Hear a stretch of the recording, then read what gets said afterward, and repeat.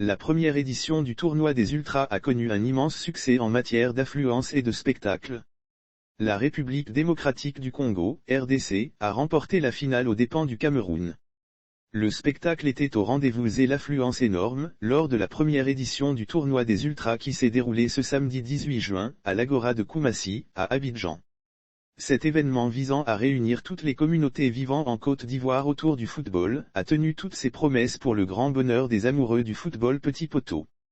Hâte du beau monde pour la première édition. Durant une journée, 13 pays africains se sont affrontés dans le fair-play et dans la convivialité. Les différents joueurs ont saisi l'occasion pour faire montre de leur talent à travers des gestes techniques hors pair qui ont régalé le public, venu massivement prendre son pied.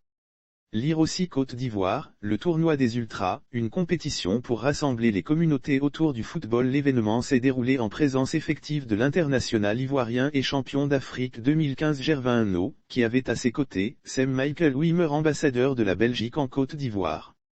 Les deux hommes, convaincus par la pertinence du projet, n'ont pas hésité à contribuer à sa réussite. On va féliciter ceux qui ont pris l'initiative d'organiser ce tournoi. C'est bien d'organiser ce genre de tournoi et mettre les jeunes en valeur. Cela nous permet de pouvoir côtoyer les gens dans les quartiers. C'est la première édition et on espère que cela va continuer pour que les jeunes aient la chance de s'exprimer. Qu'il ait aussi leur chance de pouvoir évoluer et de devenir professionnels aussi, a déclaré Gervin Hanot.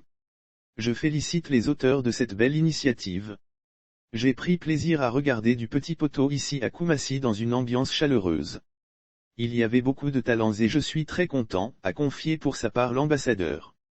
Une belle palette de footballeurs. Plusieurs autres footballeurs ont rehaussé le niveau de cette fête footballistique en répondant présent, notamment Christian Kwame, Ahmed Traoré Gier, Jean-Évrard Kouassi, Kwadio Yves Dabila, Aka Serge Arnaud ou encore Ismaël Diallo Chester.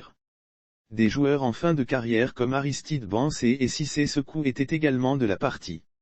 La République démocratique du Congo, RDC, a remporté la première édition du tournoi des Ultras en battant en finale, le Cameroun au tir au but.